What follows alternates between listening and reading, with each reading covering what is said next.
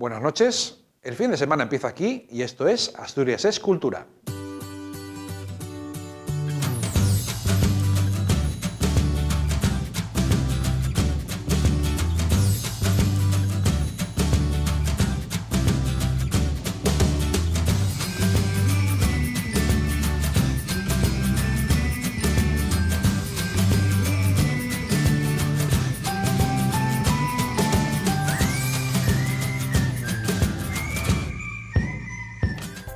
Hoy, en Asturias es Cultura, vamos a repasar algunas de las entrevistas que han pasado por aquí, por nuestros estudios, por nuestro programa.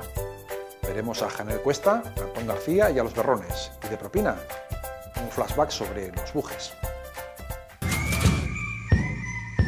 Señor presidente, se ha dicho que soy un hombre sin corazón, frío y sin nervios. No es verdad. Lo que sucede es que soy asturiano. Los asturianos sabemos que a la caída de la tarde las nieblas y las nubes surgirán de las entrañas de la tierra o de... Bueno, después de haber dado conferencia anterior a mí, Fernando Suárez, es ministro y catedrático y alumno de Tocato Fernández Miranda, Balbuena, que también fue alumno de él, y doctor en ciencias políticas, un hijo de Tocato Fernández Miranda. Entonces, claro, a mí me toca hablar de temas que no se hayan hablado en esas tres conferencias.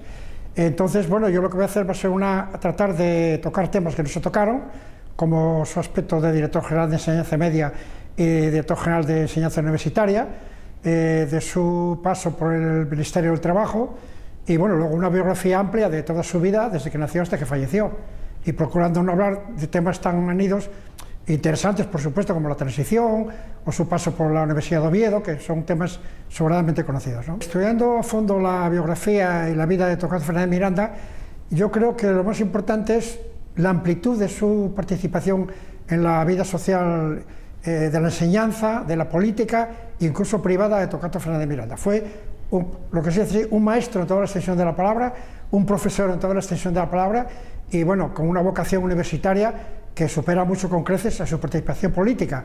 Lo que pasa que, bueno, ahí tuvo una gran influencia en la transición y es lo que siempre se recalca, pero bueno, su paso por la universidad como catedrático en Oviedo y en Madrid, su paso por la Dirección General de Enseñanza, por la Secretaría del Movimiento en cuanto a su vinculación y participación y promoción del deporte a nivel nacional, o sea que yo destacaría en toda su amplitud, toda su vida es un ejemplo y vamos, de dedicación al pueblo y a España, está claro. Bueno, yo diría, por los que la conocen, los que la conocemos, está reconocido. Lo que ocurre, vamos a ser realistas, el sistema, digamos, histórico, el sistema de la educación es muy deficiente, o sea, tú te asombrarías si sales por Oviedo y empiezas a preguntar, pues, Campoamor, la calle Campoamor, pero tú preguntas por Oviedo quién era Campoamor y te dirán que se fue un alcalde de Oviedo, que fue un pintor. Si vas a Gijón y preguntas por Jovellanos, te dirá que fue alcalde o que fue presidente del Sporting. Por desgracia eso es así. Entonces, quiero decirte, está reconocida por los que le trataron, los que le conocieron o los que le conocimos. Ahora, a nivel general, ni él ni nadie está reconocido. O sea, voy a decirte, personas, insisto, como Jovellanos, Campoamor, Rodríguez San Pedro, Flores Estrada, o sea, a nivel de pueblo no los conoce nadie. Entonces, yo creo que, te insisto, reconocido, sí, pero en un círculo, digamos, muy estricto, ¿no? Comparar a Torcuato Fernández Miranda con Jovellanos, con Flores Estrada, pues no se puede porque cada uno tuvo su época. Tú no puedes comparar a Rey Juan Carlos con Felipe II, cada uno tuvo su momento, entonces hay que dejar que pasen años para poder juzgar la historia en cada momento. Y ya te digo, es muy difícil comparar las épocas, no tiene nada que ver la República con la democracia ahora, no tiene nada que ver la época de Felipe II con la de Carlos V, o sea, no se puede comparar una con otra, no se puede comparar. Ahora, lo que está claro y reconocido por analistas y por gente de la historia, que Torcuato fue un personaje al máximo nivel, eso está claro. Yo lo vi por primera vez dando el pregón de Semana Santa en Gijón en 1954 y me quedó grabado para toda la vida la facilidad de palabra, sin ningún papel delante, estuvo una hora o dos hablando sin ningún papel delante, y luego el poder de convención. Me acuerdo bien que aquella, fíjate, hablo de 1950 y tantos, o sea, pasaron 60 y pico años, hablaba de Judas en la Pasión de Cristo, y salimos convencidos de allí que Judas era un santo, o sea, O sea, tal como lo planteaba él, el destino, no sé, bueno, o sea, tenía una facilidad de convención impresionante. Mira, aunque él había nacido en Gijón, era del Sporting, eso está claro, siempre lo dijo, él era asturiano por los cuatro costados. En una entrevista que yo leí de él, decía que él había nacido en Gijón, había estudiado en Oviedo, había sido catedrático en Oviedo, rector en Oviedo, que había sido, su padre había nacido en Mieres, su abuelo era de Grao, su abuela era de Cimadevilla, su abuelo materno era de Oviedo, o sea, que decir que él, además viviendo en Madrid como vivió casi toda su vida, tenía un sentimiento muy asturiano por encima del localismo, ¿no? Cada uno en la transición tuvo su misión y su papel, ¿no? Hay una frase que todo el mundo la conoce, seguro que la conocéis, que es de Rodolfo Martín Villa, cuando dijo que el promotor de la transición fue el rey, que el guión lo hizo Tocato Fernández Miranda y el actor que fue, eso está claro y eso fue así, ¿no? Ahora, hay una cosa clara, yo te hablo por boca del secretario de Tocato Fernández Miranda, que traté mucho con él, y dijo él que, vamos, en ese momento, que el rey y Adolfo Suárez llamaban al despacho de Tocato Fernández Miranda 10 y 12 veces diarias, y luego los fines de semana, viernes, sábado y domingo, viernes por la tarde, sábado y domingo, le iba a una casa que tenía Navacerrada, que no había teléfono, y dice, bueno, pues Adolfo Suárez estaba allí constantemente en Navacerrada, o sea que no movía un peón sin hablar con Tocato Fernández Miranda. Entonces hay una cosa clara, que el artífice y el epicentro de la transición fue Tocato Fernández Miranda. Eso está, aparte de otras opiniones que pueda haber, pero bueno, indagando e investigando se llega a la conclusión que el que movió los hilos ahí fue él. Pues él haría lo que ya dijo cuando se hizo la Constitución. Él tenía que firmar la Constitución como senador del Reino y no la firmó. No la firmó porque él no quería ni las autonomías, ni el tema de nacionalidades, no estaba de acuerdo, y con otros temas que, vamos, que para él todo lo que fuese dividir España no estaba de acuerdo. Y hay una frase de él muy significativa. En una ocasión le preguntaron qué opinaba del tema de las autonomías. Dijo el hombre, a mí me parece que es como una familia que no tiene para comprar una bicicleta y comprar un coche. O sea, ya dijo bastante y eso está viendo ahora.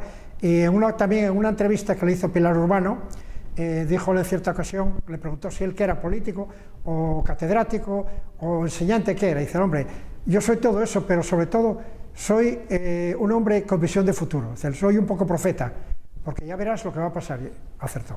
O sea, él era un hombre muy rígido, muy estricto, muy ahorrador. Tú fíjate que hasta se compraba él las cosas del despacho, los materiales de la oficina, hasta los viajes, cuando iba de viaje, si iba la señora, el viaje de la señora lo pagaba él. O sea, él tenía un sentido del ahorro y de la economía que ya se vio lo que pasó después, y es lo que estaría diciendo ahora, ya os lo dije, ¿no?, lo que iba a pasar, ¿no? Eso ya lo dijo muchos que le conocieron. Te hablo de Emilio Romero, te hablo de Paco Umbral, te hablo de Fernando Suárez. Dijeron que en España hacían siempre falta políticos de la talla de Tocato Fernández Miranda. Encontramos una historia de finales del siglo XIX, una historia asturiana, unos hechos que terminaron con la muerte en Garroteville del principal protagonista de la historia, Gancedo, una persona que mata a la mujer y al fío recién nacido en la Braña de la Zorera, en Tineo, y que en principio comete un crimen perfecto, pero digamos que la denuncia del su hermano lo lleva ante la justicia. La justicia empieza pidiendo 3 penas de muerte para él, para la madre de él y para el amante, pero quien finalmente se termina sentando en la banqueta del verdugo en Tineo ye el propio Gancedo, ¿no?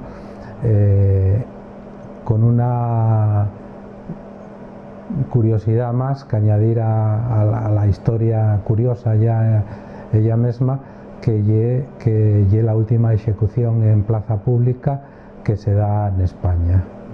La historia aliméntase de varios sitios.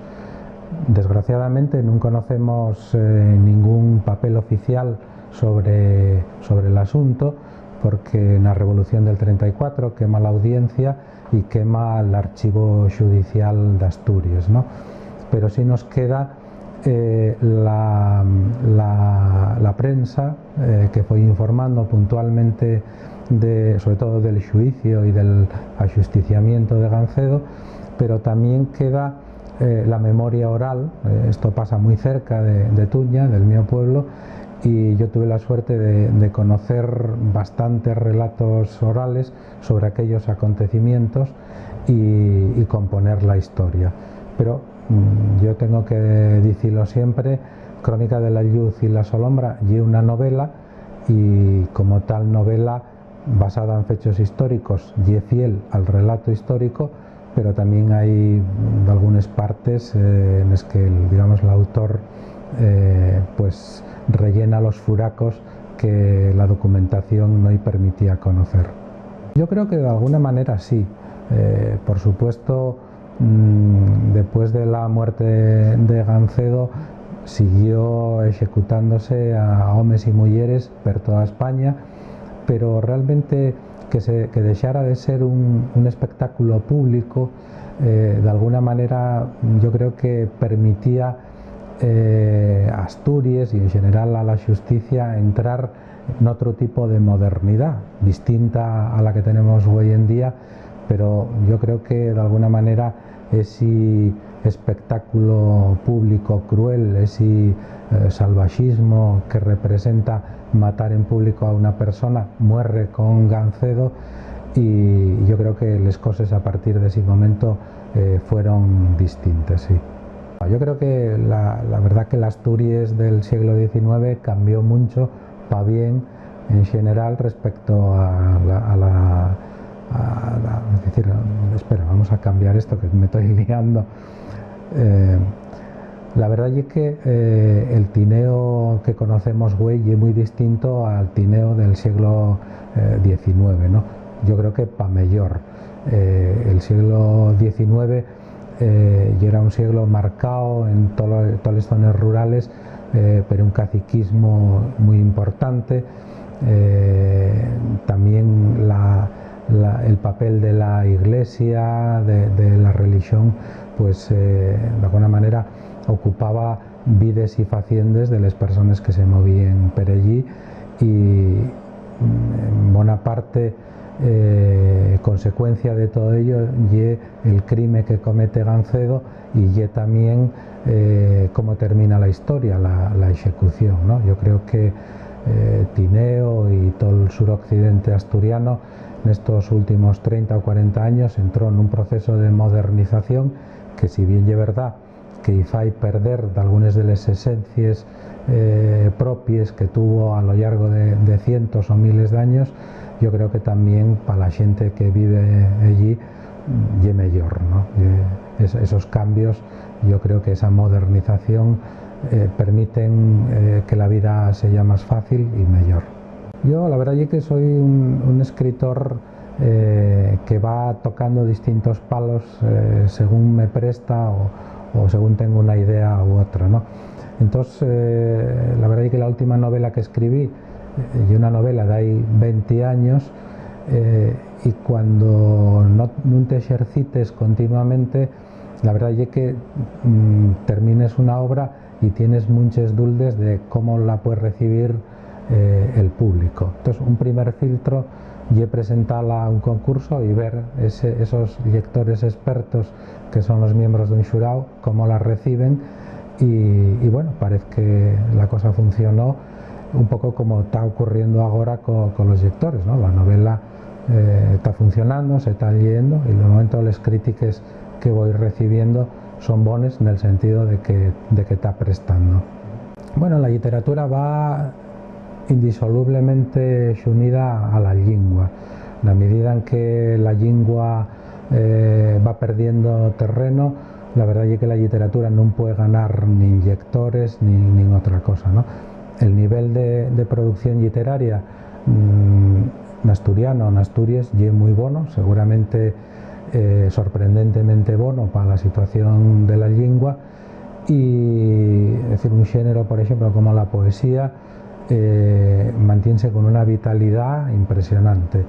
La narrativa, por la su propia condición, necesita un mercado, y sin ese mercado, sin que la lengua funcione socialmente a todos los niveles, pues va teniendo picos arriba y picos abajo,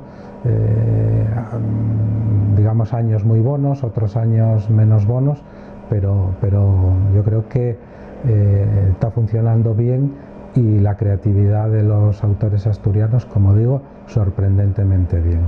Bueno, como escritor, seguir escribiendo. En estos días también voy a presentar un par de libros nuevos, una antología de la poesía más moza asturiana, los autores que nacen después de 1980, también una traducción de Joan Vinyoli, el poeta catalán, y como editor, pues bueno, sigo editando en asturiano, que es una vocación que mantengo desde hace muchísimos años, y estoy preparando para el año que viene, digamos, el desembarco en la edición en castellano. Yo creo que con una apuesta fuerte, que vamos a ver si hay suerte y conseguimos consolidar. Los Berrones cumplieron 30 años en activo y en Asturias Escultura estuvimos en la fiesta de celebración que tuvo lugar, como no podía ser menos, en Tolivia, La Viana. Fue el pasado fin de semana, por medio de un auténtico macrofestival en el que una quincena de grupos de rock, pop, folk y bandas de gaitas homenajearon a los creadores del pop asturiano y en asturiano. Ramón Blanco y Olegario Méndez, miembros fundadores del grupo, reunieron a la formación original de Los Berrones en una cita en la que confluyeron la sidra, la música, las buenas compañías sobre el escenario y una afluencia de público que arropó a los creadores de temas como Chacho, Núñez Tú o Animal de Disco Bar. Por supuesto, muy contentos, sí. Después de la respuesta que hubo en todos los medios de comunicación, redes sociales, todos los grupos, y siente que bien trabajar aquí desinteresadamente, incluso siente que sabemos que bien toca aquí, luego marcha a tocar a Oviedo, a Xixón, a que fuere. Joder, para nosotros está siendo un apuro, porque joder, estás diciendo a todo el mundo gracias por venir, no sé qué, no contamos con él. Stroza, Petit Pop, El hombre más tonto del mundo, Pablo Moro, Estucas, Johnny Penicilina o La Cadarma, entre muchos otros, acompañaron a estos entrañables veteranos en la cita, que, como puede comprobarse, colapsó la carretera de la pequeña localidad lavianesa. Contento, la verdad, además de encontrarme pues, eso, con un montón de compañeros y de amigos y de gente que lleva muchos años ahí tocando, defendiendo la música en Asturias, y en fin, muy orgulloso, la verdad, de que hayan podido contar conmigo. Además, como nota curiosa, la duda sobre si esta era la fecha real del cumpleaños puso la nota berrona entre los homenajeados, una cuestión que, quién sabe, podría hacer al propio grupo protagonista de una de sus inimitables historias, cantadas y contadas como ellos solo saben. Bueno, yo estoy diciendo a todo el mundo que en realidad no es un cumpleaños esto, y un homenaje, lo que pasa es que alguien dio por poner en el cartel eso. Lo de los 30 depende de cuándo empieces a contar. Yo como empiezo a contar siempre, a partir del primer disco son 26. Lo otro oye, lo anterior, la prehistoria. Pero bueno, en cualquier caso, para nosotros hoy hay una emoción grande que la gente te respondió de esta manera. Yo pensaba que iba a ser un acto íntimo, en que íbamos a estar aquí como siempre, los del pueblo, comimos la fabada que ya se comió, cenamos de noche, tocamos ahí con amigos y ya está. Pero parece ser que despertó esto un interés enorme en medios de comunicación y todo. Así que para la próxima hacémoslo, pero más grande todavía. Pues la verdad nos lo pasamos muy bien, nos prestó mucho que comparan con nosotras y que buscaran un espacio para los pequeñinos, que también es importante que pues, estén ahí y que si no conocen a los Berrones los conozcan, aunque sea a través de este tipo de juegos y de eventos. En suma, un cumpleaños en toda regla.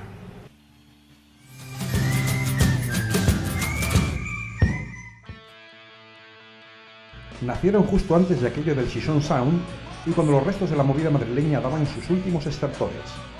Los Bujes fueron un grupo mierense que abordó el sonido garajero antes que nadie en Asturias, haciendo en los 90 un personal reflejo de la música eléctrica de guitarras y órganos hecha en los años 60 y 70.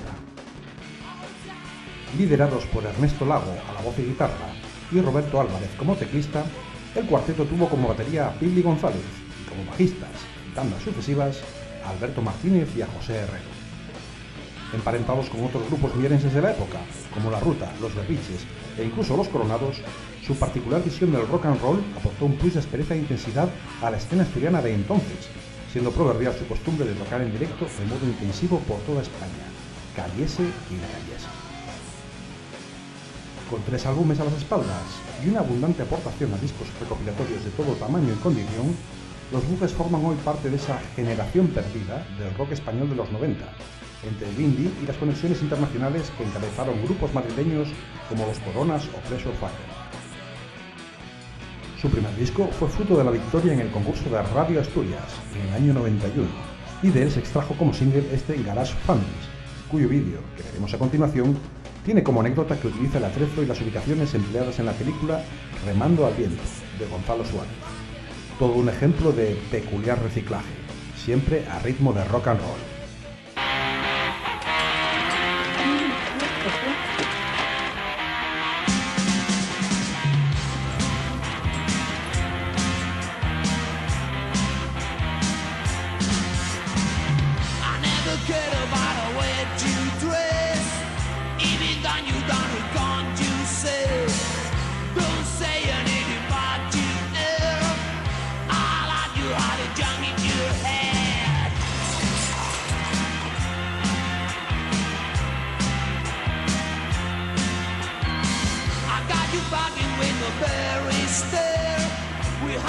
Not a careless man. You press my clothes